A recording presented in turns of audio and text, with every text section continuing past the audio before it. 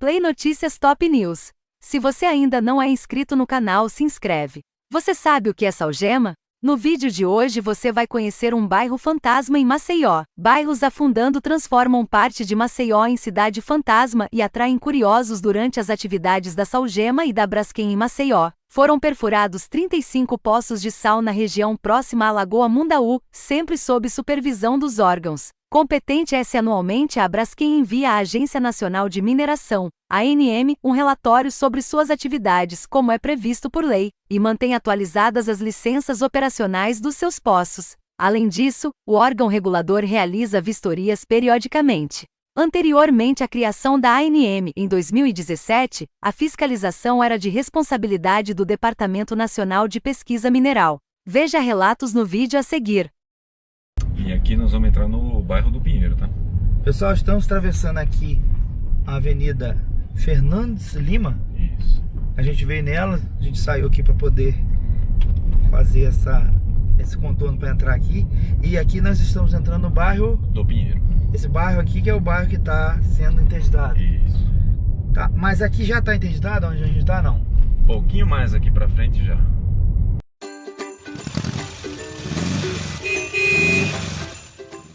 Pessoal, você que está chegando agora no vídeo, a gente vai passar agora pelo bairro Pinheiro. A gente já comentou no início do vídeo, talvez no vídeo anterior, para o vídeo tenha ficado grande, aí a gente tenha dividido ele. É um bairro que está sendo desocupado por conta aí de uma extração de um minério chamado Salgema. E durante aí vários anos a empresa Braskem fez essa exploração, e por conta disso a retirada do material aí no subsolo bem profundo, e hoje o bairro está afundando. A gente não sente um sentimento muito legal quando passa aqui não, uma energia, Não. uma energia, sei lá, parece um bairro que foi atacado por guerra, né? Estranho, né? Parece aquele cenário de filme. E a gente tá só na beirada, né? É isso aí, daqui a pouco a gente vai mostrar mais alguma coisa que a gente já até passou por aqui. Olha só, agora a gente vai entrar, né? Aqui a gente vê que tem uma igreja, a Igreja Batista, tá interditada também? Tá, tudo aqui. A Igreja Batista do Pinheiro tá interditada. Existe ainda algumas pessoas que resistiram, não querem sair, como é que funciona? Tem também. Tem um outro morador que ainda resiste. Porque tem casas aqui que você não alugaria com R$1.000, né? Você não conseguiria morar no mesmo padrão com R$1.000. Então tem gente que... Tudo fechado. Olha só, pessoal, a gente vê ali na frente um comércio com lacrado. A própria empresa já lacrou, né? Ela já é dona disso aí, né? E esse laudo que saiu aqui, as pessoas tirando os telhados, aqui já não existe mais morador. Alguém tá invadindo isso também pra morar, né? Tá invadindo. Infelizmente ficou... Isso aqui virou uma área perigosa, até de você passar aqui. Tem iluminação pública à noite? Tem. Olha só, pessoal. E existe o estudo que foi feito, é uma coisa séria, né? É sério. Não tem interesse político por trás disso. Não, é sério. O problema é sério.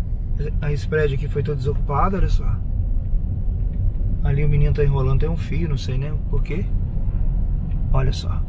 Essa janela foi saqueada?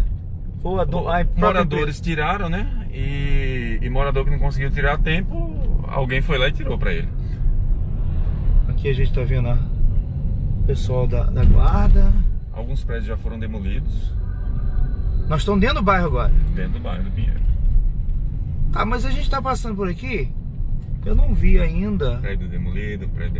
Aqui tinha um prédio? Tinha dois. Eu não tô vendo rachadura. Você tá vendo aqui os buracos tapados? Isso eram rachaduras.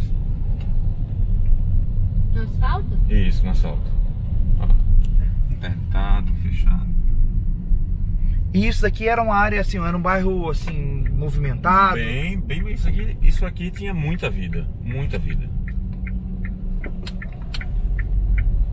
Pessoas que moravam aqui há décadas, gerações de família. Eu tô vendo aqui que gatos, tá vendo? Será que os gatos não quiseram ir embora?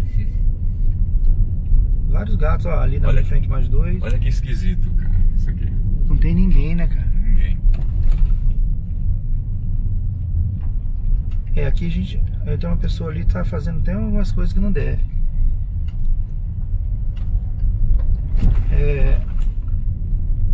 Tudo lacrado, né? Tudo lacrado. Em vez do portão, fizeram concreto, janelas já tiraram.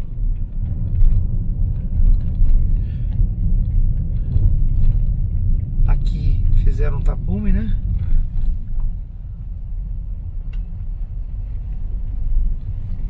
É loucura, hein? Mas a gente passa, a gente não vê assim. Eu não tô com medo disso aqui desmoronar. Não, o risco não é iminente. Ele vai agravando o problema. Começa com uma rachadura, a rachadura aumenta, uma parede cai, começa com uma rachadura no solo. Mas teve caso aí de uma casa cair sozinha sem demolir? Não, teve casos de casas que abriram rachaduras enormes, mas não de desabar de uma hora para outra. Isso não aconteceu. Ó, veio o menino saindo dentro de uma casa ali, ele abriu um buraco, ó. E saiu de dentro ali da casa. E tem muita gente que tá saqueando tudo aí dentro, né? Sim, sim. Isso aqui vai pra direita, vai pra esquerda. Olha só, pessoal.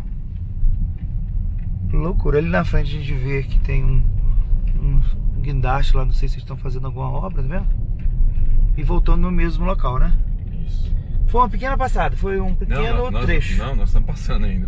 Vamos passar ainda aqui, um bom trecho aqui dentro.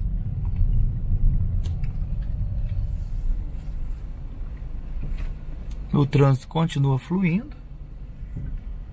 As pessoas têm que passar, né, para ir para outros bairros, né? Evitarem o trânsito da Fernandes Lima, passam por aqui. Agora, o sentimento das pessoas que moravam aqui, eu acredito que muitos acreditam que isso nunca vai afundar. Saíram quase que obrigados, né? Há pessoas que acreditam que há outros interesses por trás disso, como o interesse de se construir um condomínio de luxo, venderem lotes a preço. Mas assim, não tem muito sentido, porque quem compraria um terreno aqui, né? Com toda a história que tem por trás disso. Mas se no futuro comprovar, sair um documento, um laudo que...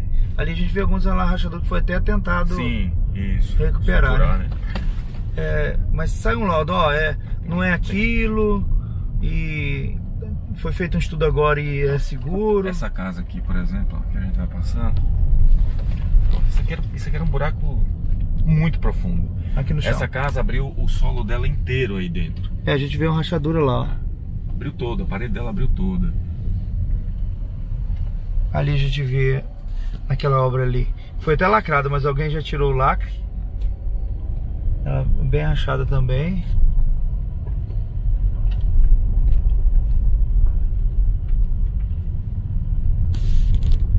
Inacreditável, porque isso aqui tinha muita vida. Prédios novos. Aqui esses prédios aqui não tinham nem sido entregues, né? Não, tinham sido entregues. Alguns. As pessoas moravam, mas eram prédios novos.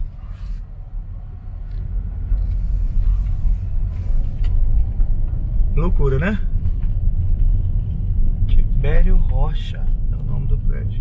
E é bem recente, pelo que a gente vê, né? Esse problema ele começou tem alguns anos e foi se agravando, acho que nos últimos 3 anos.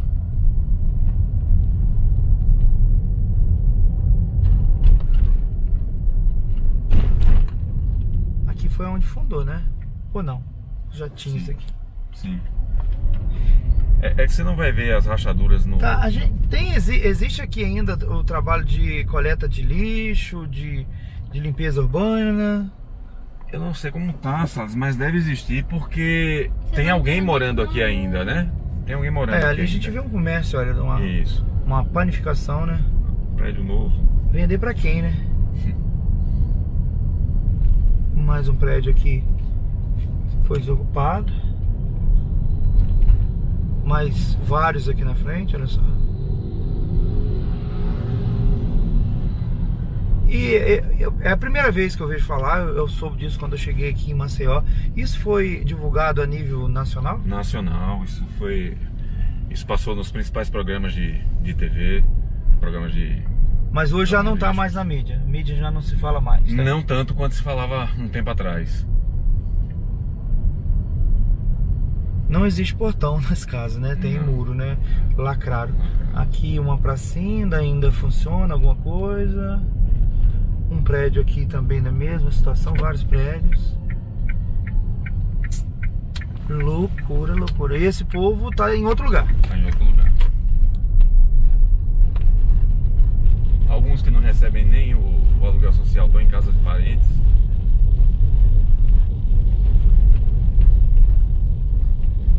Que loucura. Aqueles prédios lá também? Também. Passa lá agora. Ó, e esse problema desce aqui, ó. Porque ele vai, tá vendo a lagoa lá? Aham. Então ele vem da lagoa pra essa região aqui. E aonde que era o local, assim, onde foi feita a extração? Aqui perto? Nesses lugares aqui tinham alguns pontos de perfuração. Dentro da cidade, dentro do bairro? Alguns. Loucura, né? Alguém que liberou, se fazer um estudo. Eram dezenas de pontos de perfuração na cidade. Ali tem até números, né? Botou a data. Isso. E o número que foi feito o lacre. Aquela casa ali, a 290, o certo não saiu, né? Aqui tem um comércio também que não saiu ainda. Posto de gasolina. Aqui não, aqui... Dessa avenida pra cá, tá tudo normal. Rapaz, é um negócio bem estranho. Só o tempo vai poder falar. O que aqui é normal e lá atrás, tão perto, foi interditado, né? Eu vou tentar. Pessoal, o homem rodou tanto que ele vai ter que botar gasolina. Não. Eu não quero pegar aquele engarrafamento ali. Voltamos de novo pro bairro. Mais um prédio bonito ali, ó. Esse funciona ainda, é um hospital. Funciona esse prédio aqui? Funciona. Não. Não? Não, tá lacrado, ó. Então lacrou também. É um hospital? Era um hospital. Olha só. Aqui é o quê? Um hospital. É o mesmo hospital? Ali era um centro médico, né? O hospital é esse aqui. Aqui funciona. Funciona um hospital público. Tá, e ali do lado O centro não médico. funciona. O que acontece? Eu acho que eles vão tirar ele daí ainda, porque aqui tá interditado. O que acontece? Essa ampliação pra cá ela é recente. Agora você vê, ó, desse lado da avenida tá interditado, do lado de cá tá tudo normal. Incrível. Só o tempo vai poder falar isso aí. Mas eu acho que isso não afunda. Aqui minha intuição, isso aí, o resto da vida não vai afundar. Aqui a gente vai descer pro bairro do Bebedouro, que sofre com o mesmo problema. Tudo sem ninguém, tudo lacrado. Lá na frente a gente vê uma paisagem linda, né? Que esses moradores tinham daqui. A gente vê um prédio também rosa lá embaixo, é o quê?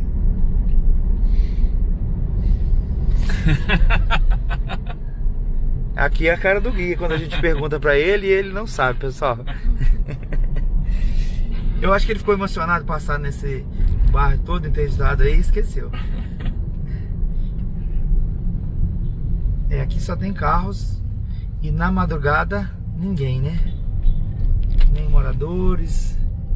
Dos dois lados aqui, ó. Pessoal, deixa aí nos comentários aí se vocês já tinham visto falar dessa catástrofe que aconteceu aqui em Maceió. Nós estamos pertinho do centro, né?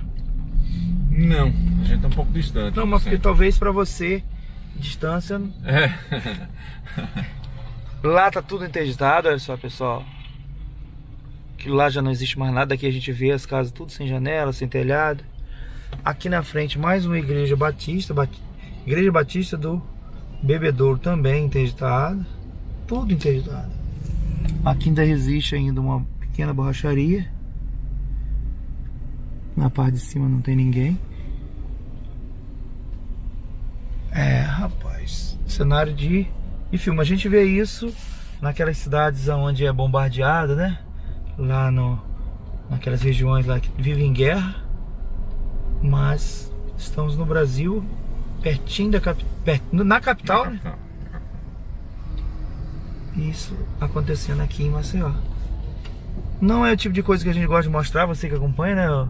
Isso. A gente só mostra coisas que eleva aí o espírito da pessoa, né? Mas aqui a gente fez questão de mostrar porque é uma curiosidade que talvez muita gente não sabe. E a gente vai ficar sem saber o que é aquela obra rosa lá, que também está interditada. Eu acho que tem alguma coisa a ver com a igreja. Do lado eu vi uma pequena capela, não é não? Sim. Olha só, pessoal.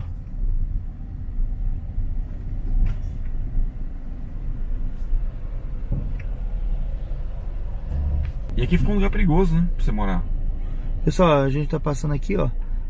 É muito recente isso que tem acontecido, ó. A gente vê que não tem mais ninguém, a porta tá fechada. Aqui não foi invadido ainda, nem lacrado. Não tem mais medidor de água. Ali na frente tem uma igreja, a igreja Santo Antônio. Você vê que ela tá ainda com uma pintura normal, mas pelo jeito tá tudo interditado. Lá na frente mais uma casa interditada também. Cenário de guerra. Olha só, pessoal. A praça abandonada. Aqui não tem limpeza nem urbana mais. A gente vê pela praça muitos dias que não vai. Lá na frente a banca fechada, o parque. Aqui é uma obra que era um instituto de bem-estar aqui para cuidar de pessoas, abandonado também. Pessoal, a gente está em frente agora a uma obra ali. Pelo jeito é uma obra pública, porque a gente está vendo lá um guarda municipal tomando conta. Mas também deve de estar interditado, né? E aqui, Tudo interditado aí. olha só. Você nem passa mais ali. Lá na frente a via já foi interditada. Só a pé, né? Só a pé. Não passa ainda, as pessoas... Só morador local, quem tá ali ainda morando. Vi interditado na plaquinha. Rapaz. Só o tempo nos dirá o que vai acontecer aqui. Pessoal, e o cenário de guerra continua. Em meio a tudo isso, alguns ainda resistem. Aqui a gente vê duas lojas, uma farmácia e uma loja de móveis. Aí o resto tudo quebrado. Aqui mais uma loja, aqui uma academia parece. Uma loja de motos. Aqui já não existe mais serviço de saneamento, ó, de limpeza. Aqui na frente um açougue. Que loucura, né? Ali numa combinha. Aqui é um supermercado funcionando. A gente está passando sobre a linha de trem. Ali tem uma estação, ó, de bebedouro. E aqui eu acredito que tá liberado. Aqui não tem nada interditado mais, ó. Engraçado como que determina que do lado de lá da rua tá interditado, do lado de cá não está mais, né?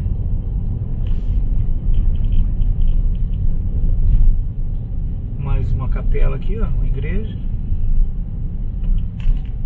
E agora a gente tá indo pra ver o pôr do sol. Isso. Da onde? Do Mirante, da Santa Amélia. A gente vai tentar ver o pôr do sol na Lagoa Mundaú. Então partiu. Pessoal, chegando no Mirante. Vai dar tempo de ver o pôr do sol. O solzão lá, ó, nos esperando. Estamos na parte mais alta da cidade. A cidade de Maceió é dividida em 3 planos. Tem a parte baixa, a parte do meio e a parte mais alta, é isso? Isso. Rapaz, aprendi fácil, hein? E aqui é a nossa vaga nos esperando aqui, ó.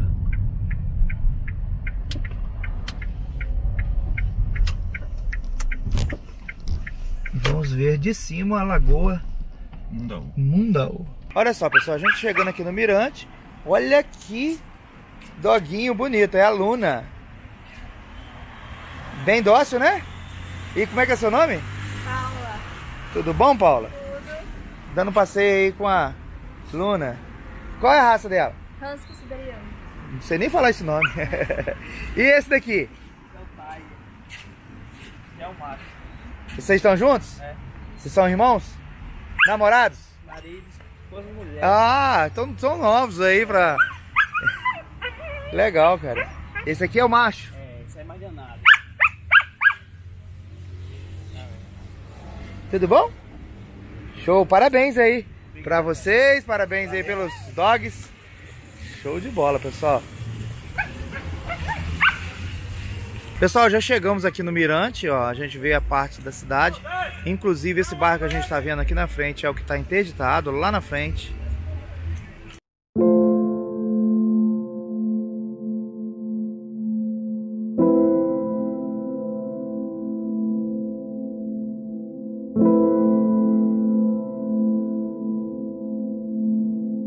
Veio na minha mente uma letra de uma música, de um rap que eu fiz de toda essa situação.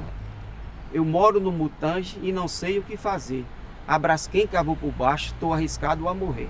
Só sei de uma coisa que vou ter que me adequar. Vou pagar meu pano de dia porque posso precisar. Há mais de 50 anos eles estão a explorar. Separaram meus vizinhos, amigos e familiar. Nessa vida de meu Deus, depender não sei de quem. Só sei que tudo isso foi por culpa da Braskem.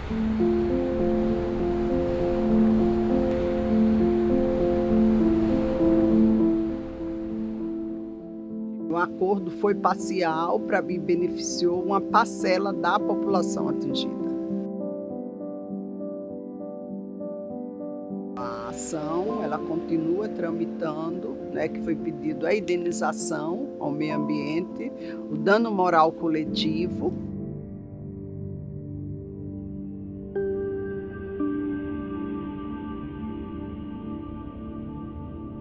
Teve um tremor. O pessoal desceu, realmente abalou a estrutura realmente do prédio. Muita gente na rua, um dia de chuva. Aí para você descer com geladeira, com coisa, o pessoal na verdade pegava, parecia uma cena de guerra, pegava o que podia pegar. E realmente foi bem complicado esse dia. Eu estava aqui em casa mesmo, dia 3 de março, à tarde, quando ocorreu o tremor. E foi uma coisa assim, digamos, surreal, porque nunca imaginávamos que isso iria acontecer aqui no bairro. Ligamos para o Corpo de Bombeiros e eles realmente confirmaram que várias pessoas estavam ligando, dizendo que sentiu o tremor em várias regiões aqui da cidade de Maceió. Por volta de umas 2h15, eu estava sentado aqui na cadeira do caixa e eu estava com a dor na perna e estava com a perna esquerda apoiada assim no banco e senti que a perna tremeu assim, um tremor que não foi normal. Eu olhei para as meninas que estavam no balcão, mas elas, como elas estavam em movimento, em pé, fazendo uma coisa e outra, não sentiram. Aí eu me levantei e o segurança já estava ali na calçada meio que apavorado. Aí eu perguntei, você sentiu aí alguma coisa, Santos? Aí ele disse, rapaz, eu senti, e o pessoal do prédio aí tá tudo gritando. Aí a gente começou a ir ali para a porta do prédio e acudir as pessoas que vinham descendo, né?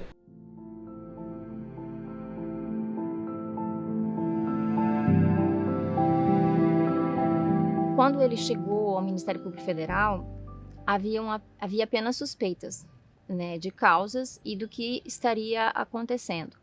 Mas os sinais que nós recebíamos dos órgãos de investigação técnica, que no caso era o Serviço Geológico Brasileiro, nos traziam muitos indícios de que seria um caso emblemático, um caso muito grave, e de dimensões muito amplas, muito mais amplas do que os casos cotidianos que chegavam ao Ministério Público Federal. Eu, como procuradora, posso dizer, foi o caso mais desafiador ao qual eu trabalhei nesses 11 anos de carreira. Primeiro que não há na literatura nada parecido, envolve um sem número de matérias que a gente teve que se familiarizar, como termos de mineração, termos de geologia, geotecnia, lidar com a emocional de tantas pessoas, lidar com essa sensação de perda de pertencimento das pessoas, porque a maior parte delas moravam aqui há muitos anos e, de repente, para elas, do nada, ter que se mudar, ter que pegar outro rumo na vida.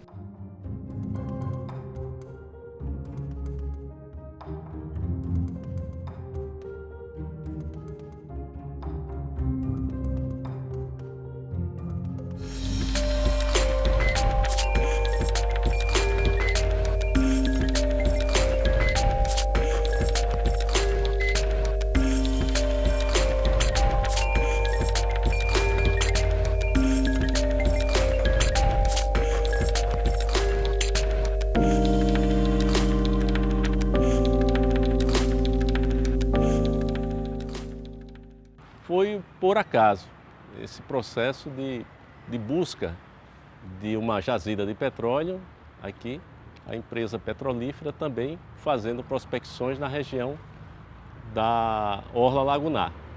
E numa dessas prospecções observou-se, inclusive o próprio proprietário daquela área ali, à época, observou, porque ele fazia manutenção das sondas, observou na ponta dela cristais de sal. Foi algo absolutamente por acaso.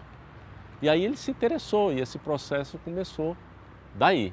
Um erro criminoso, né, que partiu do ponto de vista da extração do sal, no momento em que o antigo órgão nacional, responsável pela concessão de licença para mineração, o órgão federal, que hoje é a ANM, Agência Nacional de Mineração, autorizou a prospecção em busca de sal. A extração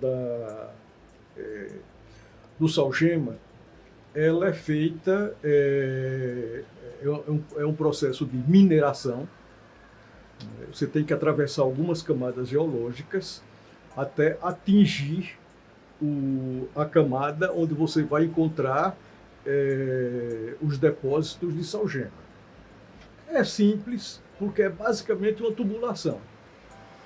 É uma tubulação, o tubo vai até lá, no local da mina.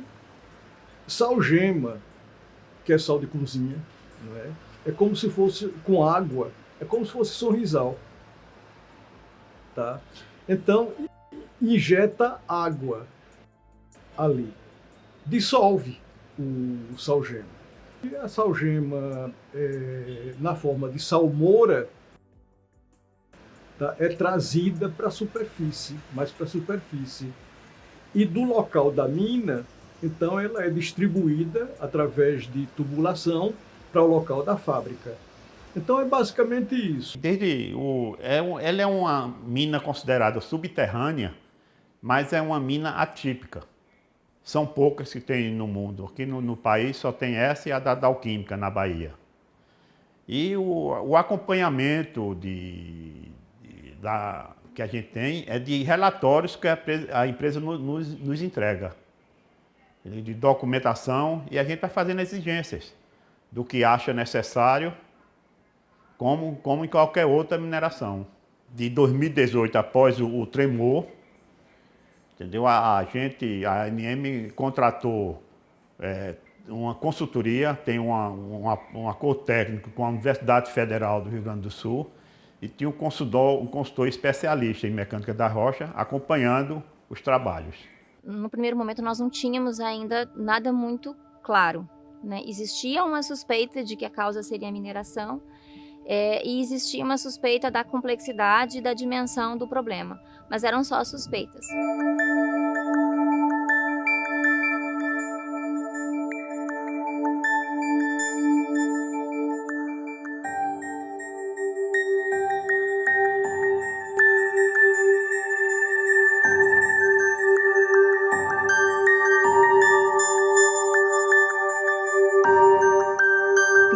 Esperança que fosse algo que pudesse ser mitigado, minimizado, mas quando veio aquela dura realidade que o laudo apontou para todos aqueles vazios, e em cima de que havia apenas o estudo de poucos sonares, então assim, realmente foi quando, não é, eu tive a noção do tamanho do problema. Houve desabamento de tetos de minas, das cavernas. Houve desabamento. E aquele terremoto que aconteceu, olha, isso é em cima de cálculos. 2 minas coalesceram, quer dizer, uma juntou com a outra e o teto desabou.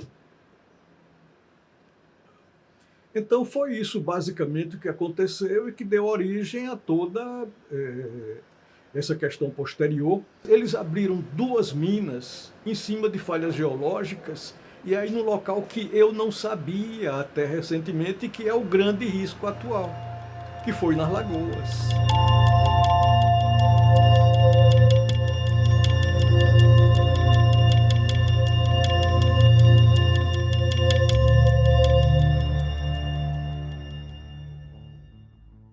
Que a gente ajuizou essa ação, né, com a Braskem, né, que foi apontada como causadora, a ANM, que é a agência de fiscalização, e contra o IMA também, que foi o órgão, a entidade que licenciou as atividades de mineração.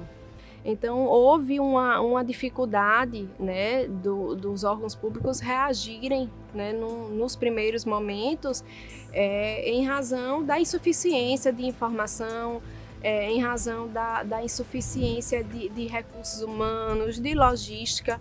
O laudo saiu em dia 8, dia 12, salvo engano, nós já ajuizamos a primeira ação civil pública, não é, que foi a ação civil pública para que a empresa fosse obrigada a realizar todos os testes dos sonares, não é? Porque até então de 35 minas só tinha um número muito ínfimo, o que nós nos surpreendemos, porque isso deve fazer parte da atividade rotineira da empresa, não algo excepcional.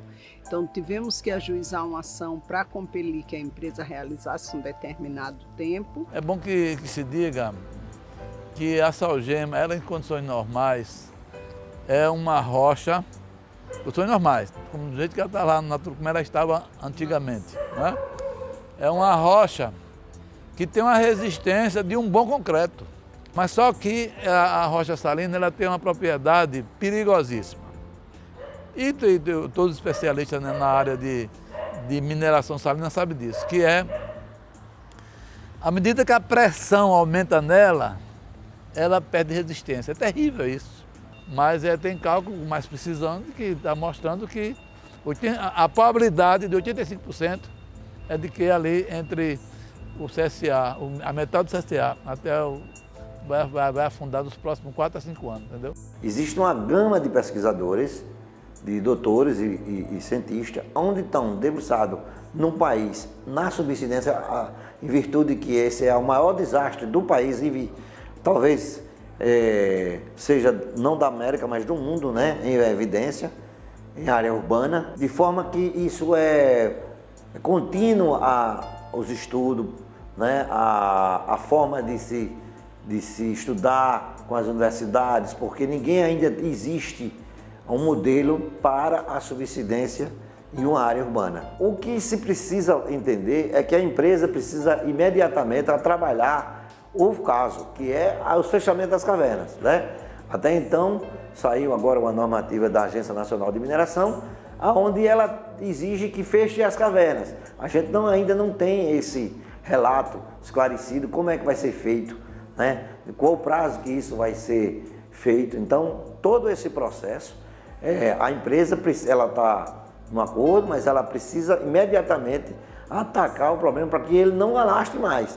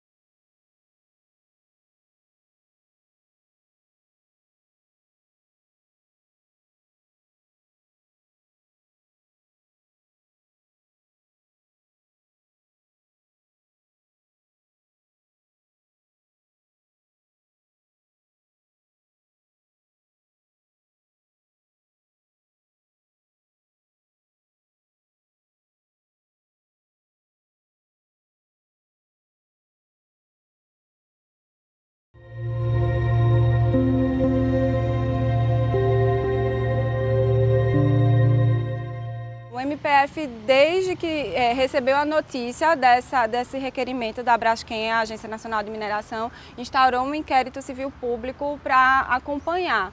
O grande desafio é que a legislação minerária do Brasil não traz requisitos muito rígidos, né? Então, a força-tarefa é expedir uma recomendação à ANM, expondo alguns pontos, alguns estudos que julgava necessários para que fosse avaliada antes da emissão da autorização de pesquisa, né? Aqui é uma área altamente povoada, então são muitas famílias, né? Cerca de 40 mil imóveis ao todo, assim, considerando todos os bairros aqui. Enfim, são muitas pessoas, 40 mil pessoas, na verdade, 40 mil imóveis não, 40 mil pessoas envolvidas. Então, mexe com a vida de muita gente. Então, você tinha muitos hospitais psiquiátricos, você tinha hospitais grandes como o Sanatório, a Pivida, escolas, você tem uma linha do VLT que passa aqui nesse bairro também.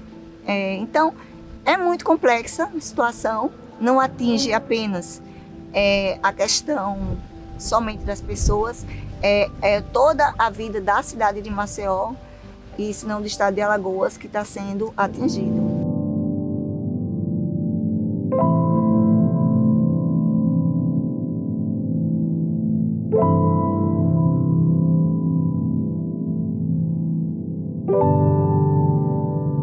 O acordo foi realizado para acompanhar um fenômeno que é dinâmico. Então, o próprio acordo já tem previsão de cláusulas dinâmicas. Sempre que surge um dado técnico novo que demonstra a necessidade de ampliação do mapa de evacuação, as autoridades que subscreveram o acordo sentam à mesa com a Braskem para fazerem aditivos a esse acordo para incluir esses imóveis novos. Eu tenho a plena convicção de que o caminho do acordo foi o melhor caminho. Foi o melhor caminho e ele não foi fácil. Demandou muito esforço de todas nós, de todas as instituições envolvidas, porque não era só o Ministério Público Federal que estava envolvido.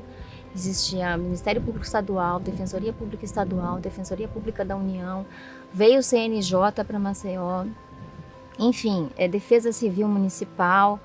Existiam muitos órgãos públicos para se comunicar, para dialogar e para encontrar um caminho de consenso mínimo. O Ministério Público Federal sempre esteve, né, de portas abertas, tanto à comunidade como à empresa e também a todos os órgãos públicos envolvidos. Na verdade, esse também é um desafio do trabalho. O acordo, ele visa indenizar as pessoas que estão na área de criticidade 00, ou seja, a área mais crítica dos bairros.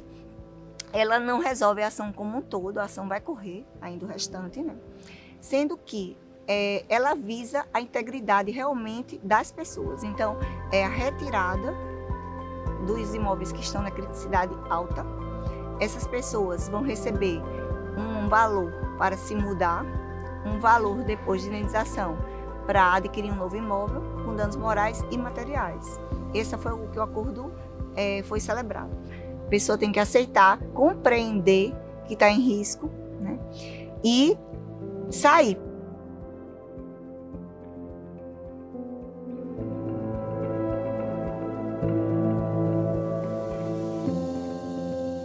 Eu sinto uma angústia muito grande, porque foram 22 anos, tanta luta aqui dentro, viu? Tanto trabalho, tantas noites aqui dentro, para a gente chegar onde chegou. E é como se eu tivesse trabalhado 22 anos e do jeito que essa planificação me deu, esse bairro me deu, me tirou. Estou trabalhando o meu psicológico para no dia ter que tirar tudo daqui e fechar. Vai ser uma dor. Nesses 3 bairros, vários amigos, e eu vinha comentando com eles. A dor para vocês ainda não chegou, infelizmente. Porque a dor para vocês vai chegar quando você vê que você vai ter que sair do seu imóvel, sem saber para onde vai. Porque você deixa vidas, né, para trás, né? Você deixa sonhos, né? E isso tudo a gente deixou. Era a nossa vida aqui, né? E, infelizmente, foi tirado de nós esse sonho, essa questão da casa própria, né? Foi tirado de nós esse sonho de ser realizado, né? foi uma causa externa causada por uma mineradora que alterou toda a minha vida. E eu estou no limite, tanto financeiro quanto psicológico. Principalmente o psicológico. Está muito afetado em a gente chegar e ver toda essa situação. Entendeu? Um prédio como esse aqui em frente à padaria, com 60 apartamentos, que eram 60 famílias que se moravam aí. Hoje não tem ninguém. Aí você desce mais aqui um pouquinho, são 120 apartamentos, se tiver muito, 10 ou 12 ocupados. Fora as casas vizinhas que não tem ninguém. E aqui a gente está entregue. O visual daqui do Campo da Lagoa, porque isso aqui para mim é uma praia, é um mar. Eu morava aqui, ficava olhando da janela toda aqui, coqueiro seco, essas áreas todas. Para mim era uma maravilha do mundo, mas agora é só lamentar, né? Acabou com a nossa visão aqui, todos os nossos amigos aqui era uma venda, era um comércio do Roberto, aqui era outro comércio do Cícero, e acabou, todos aqui, todas as casas aqui já tamponaram todas, pouquíssimas pessoas.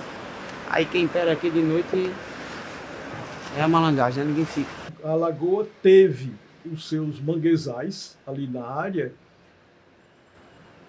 com muita destruição.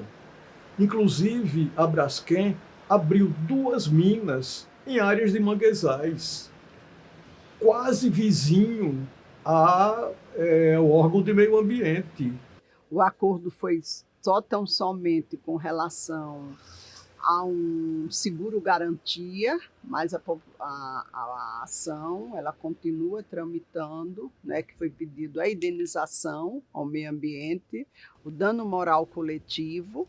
Então, são 3 ações, uma de indenização, que trata da população atingida, uma ambiental, que trata da reparação ambiental e do dano moral coletivo, e a indenização pelos danos até então causados, e também se busca nessa ação medidas mitigadoras, né, que possam, estudos, que a empresa seja condenada a contratar uma outra empresa com expertise para apontar possíveis soluções, ou então pelo menos cessar os problemas até então ocorridos. Então, assim, são vários objetos, tanto na ação ambiental, a de indenização é voltada mais para a indenização do patrimônio e indenização moral. Né? Então, a gente via o sofrimento no olho, né, das pessoas, porque recebemos a todo tempo. E aí, assim, a gente chovia, a gente ficava preocupada. Né? Então, muitas vezes acordamos de noite porque estava chovendo e a gente estava preocupada que fosse acontecer alguma coisa.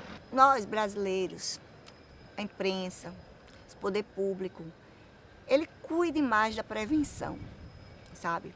Que tudo isso que está acontecendo hoje no Brasil, como as tragédias de Brumadinho, Mariana, aqui no Pinheiro, Mutange, Bom Parto, Bebedouro, falta de atenção com a prevenção. Esquecer o durante e só se preocupar quando a tragédia está instalada. Aqui, nesses bairros, nós estamos tendo uma oportunidade de evitar a tragédia da perda de vidas. Quando a gente vê essa desocupação aqui e vê o bairro fantasma, mas significa dizer que essas pessoas, pelo menos, elas não estão aqui para ver a morte chegar, como estiveram em Brumadinho, como estiveram em Mariana. Nós tivemos a chance de agir preventivamente e que a gente faça disso uma prática, a gente consiga trabalhar sempre na prevenção para a gente evitar as tragédias acontecerem. E isso depende muito de todos nós e principalmente do poder público. Nós realizamos um acordo em janeiro de 2020, em que incluía 17 mil famílias para efeito de resolução extrajudicial, ou seja, nós garantimos a indenização dessas pessoas, garantimos que essa pessoa pudesse desocupar o imóvel e preservar suas vidas, mas com certeza de que iria receber as respectivas indenizações. Posteriormente, em junho de 2020, houve uma expansão do mapa de setorização de danos, em que incluíam novas áreas, e aí as instituições públicas, através de uma atuação coletiva extrajudicial, também conseguiu incluir essas novas áreas, ou seja, novas famílias ingressaram no acordo, mais de 2.500 famílias, e recentemente também em setembro houve uma nova expansão do mapa e essas famílias também ingressaram no acordo. Então, atualmente nós temos quase 9.000 imóveis que estão abrangidos pelo acordo que foi firmado pelas instituições públicas. Mas o meu sonho é que eu me recupere de todo esse abalo, né? Porque não é fácil. Depois que me tiraram de dentro de casa, foi que eu vi que a ficha caiu, foi que eu entrei em desespero. Comecei a chorar, comecei a tremer muito o corpo, imaginando de tudo que eu construí, tudo que eu deixei no lugar, das minhas amizades, dos familiares de perto, né? As rachaduras vão continuar. Elas vão continuar acontecendo. O ritmo é que pode diminuir. Nós estávamos com a previsão, que não é uma previsão totalmente descartada, que atingido um certo nível de precipitação pluviométrica, o solapamento seria inevitável. Pode haver uma subsidência ali naquela região, que realmente seja uma subsidência rápida, repentina e de afundamento. Nós trabalhamos com um dano ambiental dinâmico, que nós não temos ainda a definição clara de qual vai ser o tamanho desse dano. E nós temos um dano social